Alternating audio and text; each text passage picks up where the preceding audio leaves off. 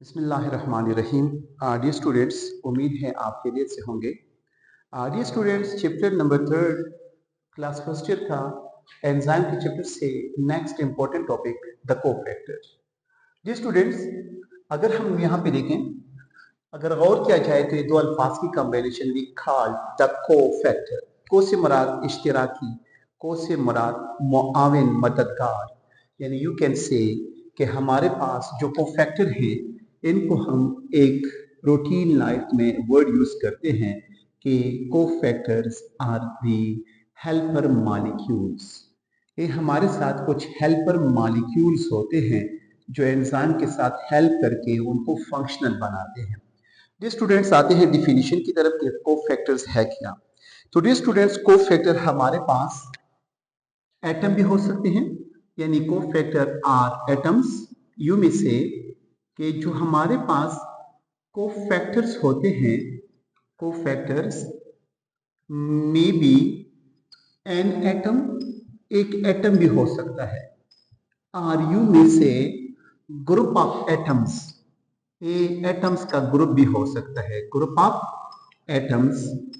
Are यू में से मॉलिक्यूल्स भी हो सकते हैं, ये कुछ मॉलिक्यूल्स भी हो सकते हैं, स्पेसिफिकली ऑर्गेनिक मॉलिक्यूल्स।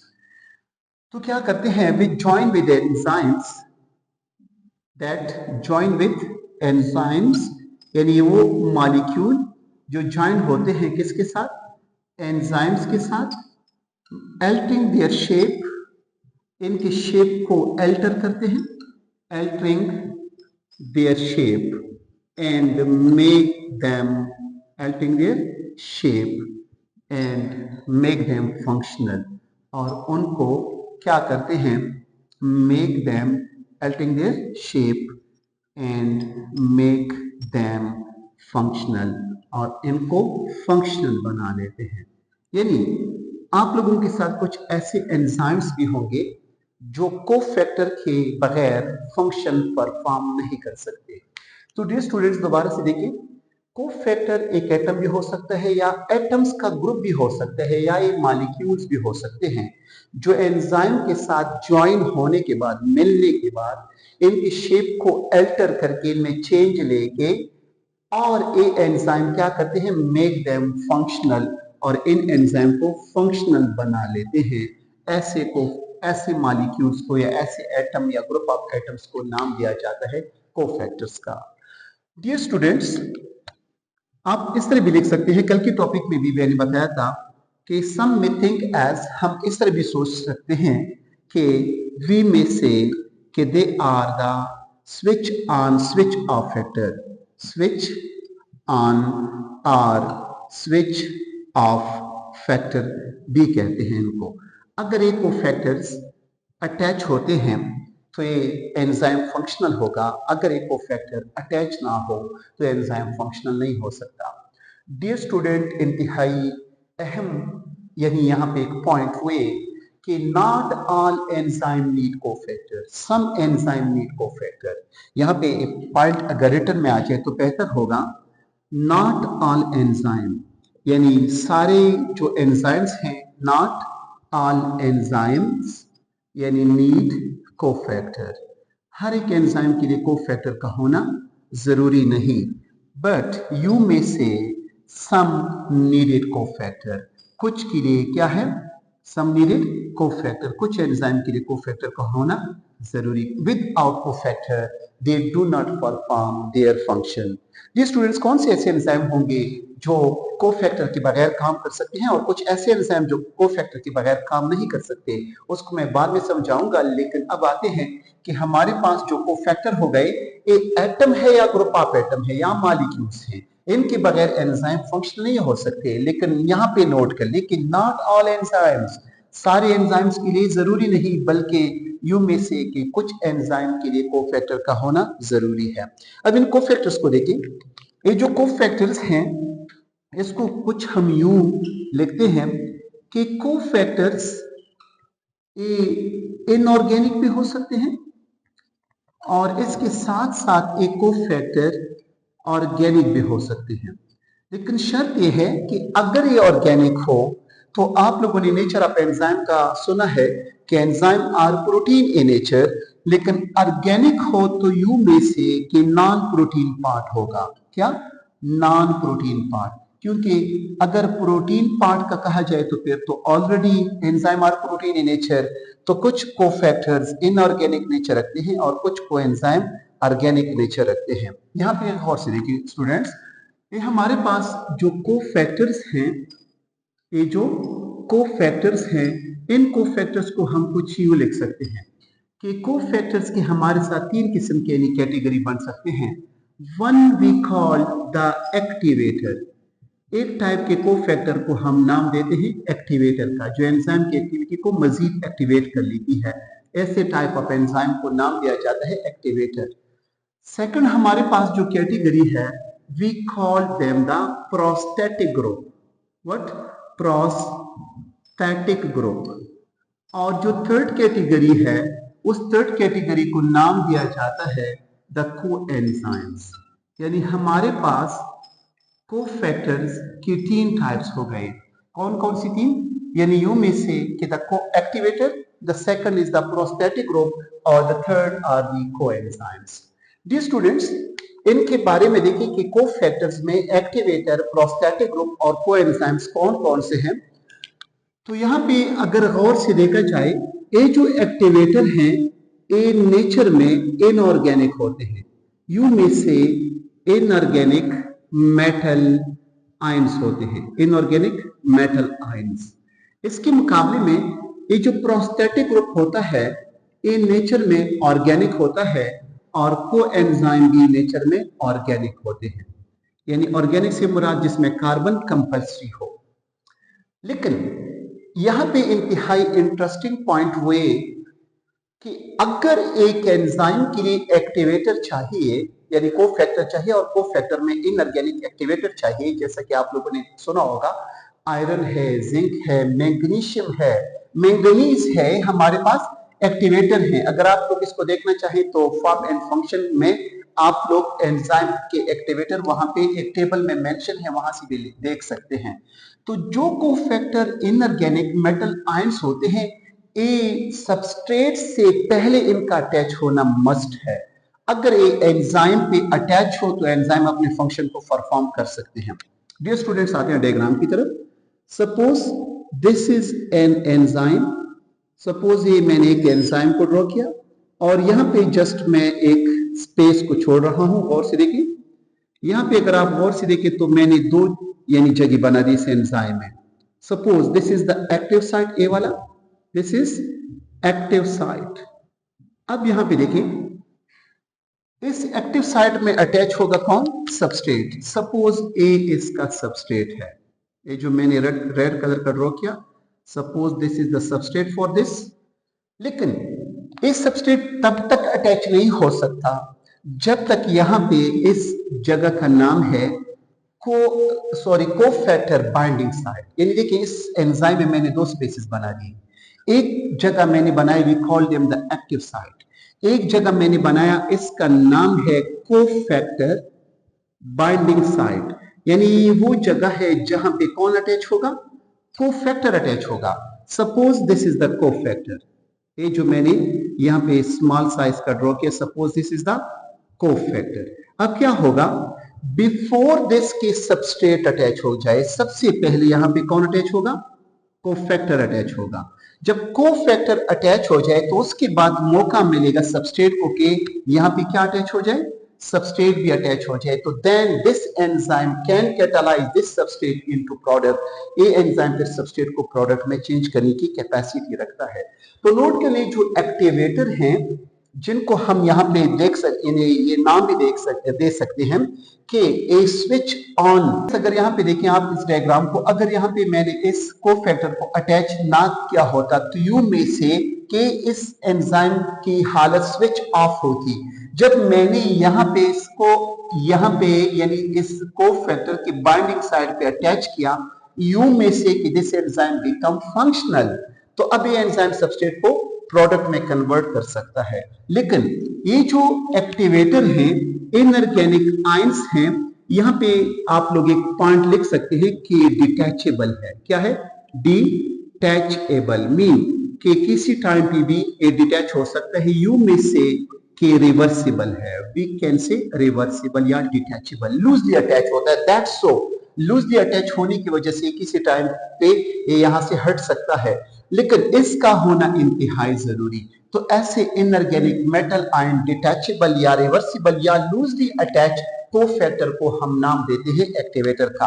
अगर हम एक्टिवेटर के एग्जाम्पल देना चाहें तो आयरन बतौर चार्ज पार्टिकल एक कोफैक्टर है, हमारे पास जिंक है, जिंक एक कोफैक्टर है, मैंगनीज है एक कोफैक्टर, मैग्नीशियम भी एक कोफैक्टर के तौर पे यूज किया जा सकता है। तो सेम लाइक हमारे पास फेरस या फेरिक आयन, ये भी हमारे पास क्या है शाबस, एक कोफैक्टर्स होते हैं। तो कोफैक्टर इनऑर्गेनिक मेटल आयंस को सिंपल आप लोग कह सकते हैं कि they are inorganic metal ions और loosely attached at the site of where you may see at the cofactor binding site. Cofactor, इस स्पेलिंग को ठीक कर लें, cofactor binding site. Cofactor binding site से मुराद जहां पे कोफैक्टर इजीली अटैच हो सकता है। Dear students, next cofactor we call the prosthetic group. हमेशा के लिए नोट कर लें कि प्रोस्टैटिक ग्रुप ऑर्गेनिक ग्रुप होता है, लेकिन नोट कर लें कि नॉन प्रोटीन पार्ट होगा, और यहाँ पे जो बॉन्ड बनाता है ए लिटिल बिट इसके मुकाबले में, यानी कोफैक्टर एक्टिवेटर के मुकाबले में यहाँ पे इनका बॉन्ड यानी जो बनता है एक कोवेलेंट बॉन्ड के जरिए अटैच होते हैं। किस बॉन्ड के जरिए? कोवेलेंट बॉन्ड के जरिए। तो covalent bond as compare to this bond वी में से कि ए लिटिल बिट काफी ज्यादा टाइट बॉन्ड होता है प्रोस्टैटिक ग्रुप। अगर हम प्रोस्टैटिक ग्रुप को देखें, प्रोस्टैटिक ग्रुप अगर अटैच ना हो तो ये प्रोस्टैटिक ग्रुप के बगैर जो एंजाइम होगा वो एक्टिव नहीं हो सकता। जैसे कि अगर आप लोग देखें, हमारे पास एक एग्जाम्पल है हीम ग्रुप। किसका? आप लोगों ने हेमोग्लोबिन का सुना होगा। हेमोग्लोबिन इज अ यानी ऑक्सीजन कैरिंग मॉलिक्यूल, एक प्रोटीन है, स्पेसिफिकली ग्लोबिन बोर्ड शक्ल का, हीम ब्लड में एक प्रोटीन जो ऑक्सीजन को कैरी करता है। इस हेमोग्लोबिन में या यू में से इसमें ग्लोबिन में जो हीम ग्रुप अटैच होता है वो बतौर प्रोस्टैटिक ग्रुप अटैच होता है और इस यानी प्रोटीन को मजीद फंक्शनल बना लेता है ताकि ऑक्सीजन की कैरिंग कैपेसिटी इनकी बेहतर हो। डियर स्टूडेंट्स, ये जो कोएंजाइम होते हैं ये हमारे पास यानी ऑर्गेनिक है और ये भी लिख सकते हैं कि लूजली अटैच हुआ करते हैं। लेकिन एक इंपॉर्टेंट चीज यहां पे दोबारा से देखें, अगर एक एंजाइम है उसको सबस्ट्रेट अटैच करना है तो उससे पहले यहाँ पे कोफैक्टर का अटैच होना जरूरी। कोफैक्टर अटैच ना हो तब तक सबस्ट्रेट अटैच नहीं हो सकता। तो ऐसे को हम एक्टिवेटर का नाम देते हैं, जो मैंने यहाँ पे एग्जांपल भी यहाँ पे लिखे हैं। डियर स्टूडेंट्स, ये जो कोएंजाइम्स है ये एक मॉलिक्यूल को अपने साथ लेके एंजाइम तक ले जाते हैं और वहां पे अटैच करके खुद भी अटैच हो जाता है, लेकिन रिएक्शन में एंजाइम लाइक खुद हिस्सा नहीं लेते। जस्ट यू में से कि लिटिल बिट एंजाइम की यहाँ पे मैंने ऑलरेडी मेंशन किया कि भी हेल्पर मॉलिक्यूल हैं।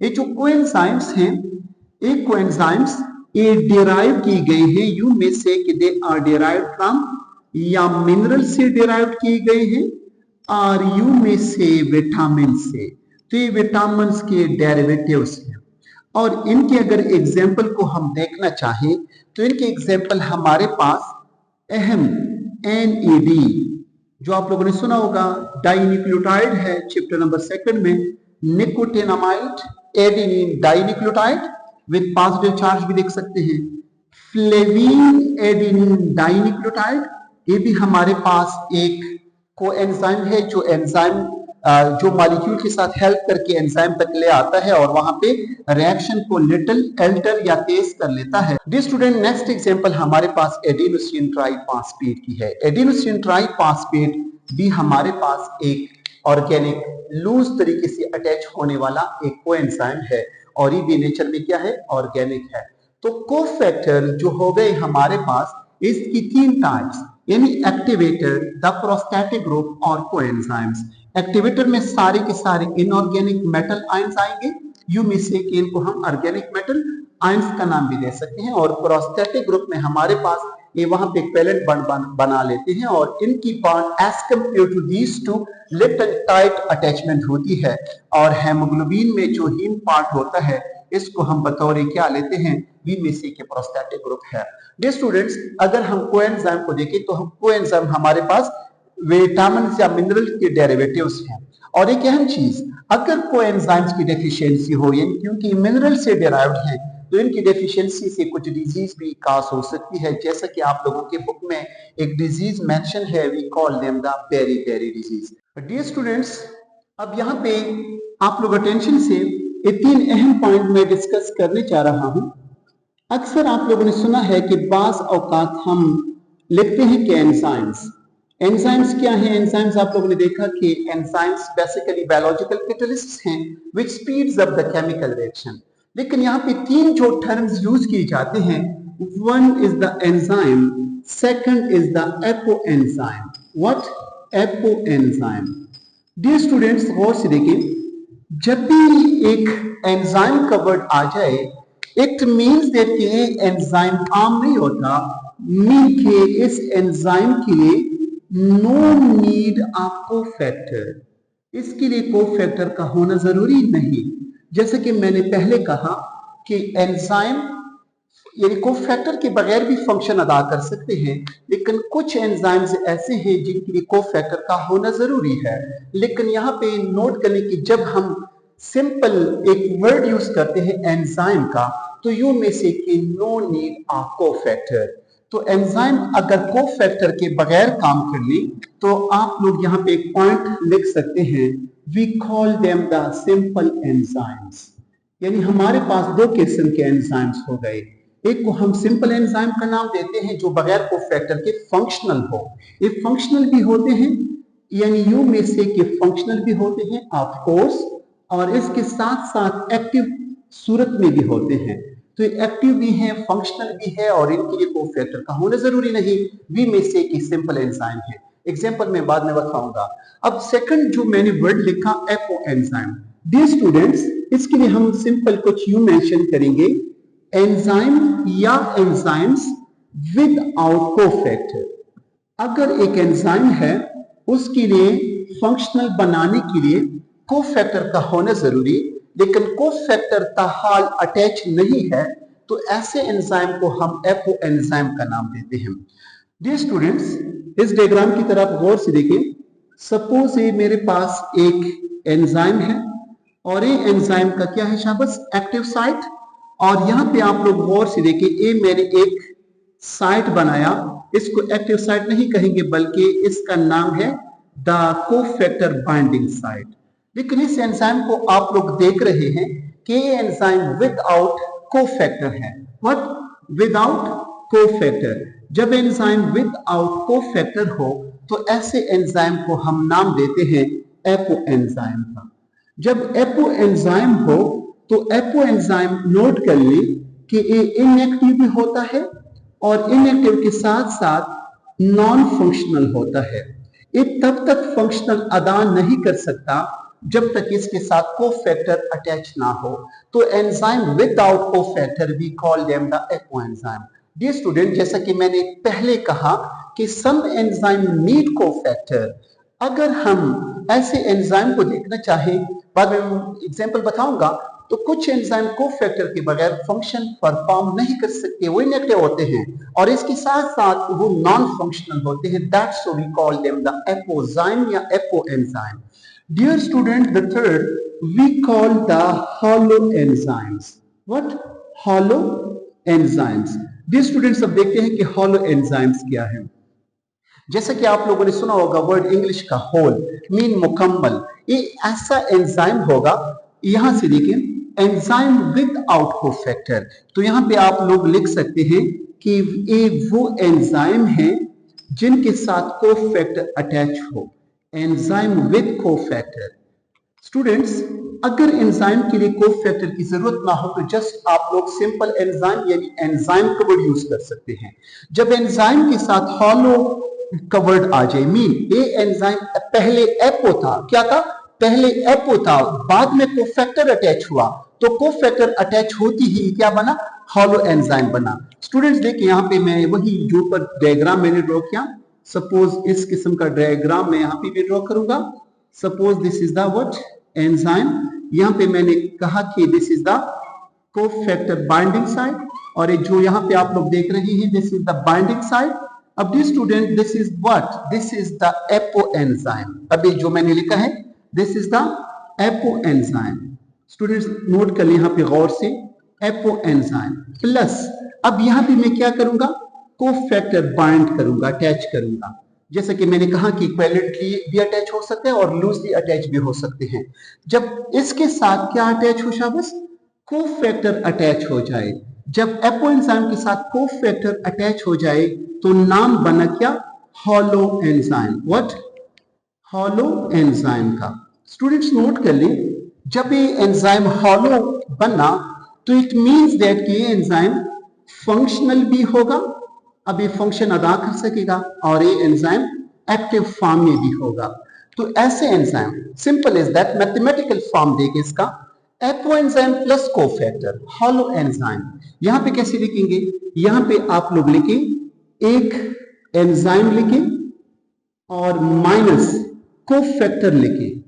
तो एंजाइम माइनस कोफैक्टर वी में से कि ये क्या बना, एपो एंजाइम कहलाता है, एपो एंजाइम बना। तो एपो एंजाइम के साथ कोफैक्टर अटैच नहीं होता, उसे माइनस कर लें। यहाँ पे एपो एंजाइम के साथ कोफैक्टर प्लस कर लें तो ये हॉलो एंजाइम बनता है।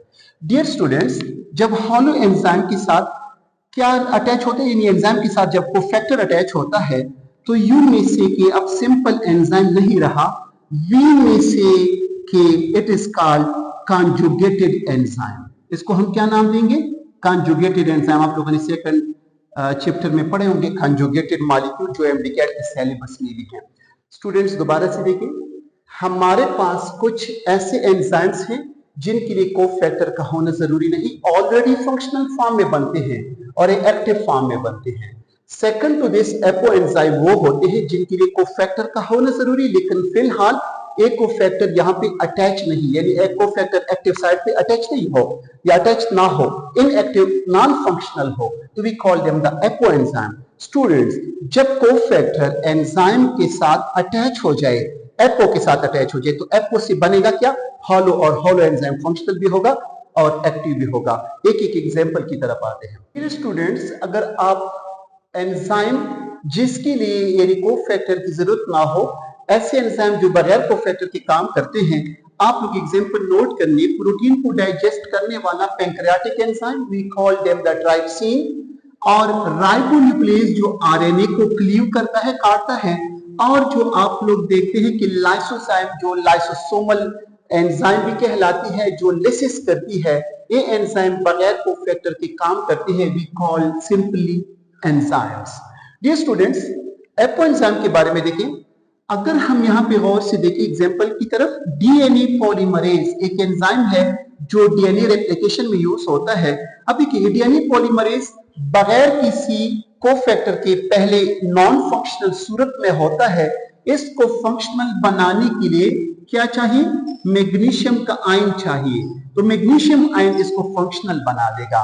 तो यू में से कि ए डीएनए पॉलीमरेज ये एपो एंजाइम है, मैग्नीशियम इसका कोफैक्टर है। जब मैग्नीशियम यहाँ पे इसके साथ अटैच हो जाए तो इसे क्या बनाएगा शाबाश, हॉलो एंजाइम बनेगा। डियर स्टूडेंट, एक नेक्स्ट एग्जांपल, हमारे स्टमक सेल पेप्सिनोजन तैयार करते हैं। देखिए स्टूडेंट्स, एक अहम चीज, अगर हमारे स्टमक पेप्सिन तैयार करते हैं, इसका एक्टिव फॉर्म पेप्सिन है, इसका एक्टिव फॉर्म पेप्सिन जो प्रोटीन को डाइजेस्ट करता है स्टमक में, एमाइनो एसिड से बना लेते हैं। अगर ये पेप्सिन की शक्ल में पहले ऑलरेडी स्टमक की सेल से एक्टिव फॉर्म में तैयार होता, पेप्सिन एक्टिव फॉर्म है, पेप्सिनोजन इनएक्टिव नॉन फंक्शनल है। अगर ये एक्टिव बनता तो क्या होता, एक्टिव बनती ही स्टमक की दीवारों को खराब कर लेता, तो दैट्स सो इनएक्टिव फॉर्म में रिलीज होता है, और ये स्टमक का HCl, स्टमक की हाइड्रोक्लोरिक एसिड की मौजूदगी में ये क्या होगा, पेप्सिनोजन से पेप्सिन बनेगा और इनएक्टिव से एक्टिव बनेगा। ये भी एपो एंजाइम की शक्ल में तैयार होता है, तो need hydrogen ion of the hydrochloric acid या एसिडिक मीडियम इनको एक्टिव बना लेता है। तो this was about the enzyme, apo enzyme and hollow enzyme. Thank you very much.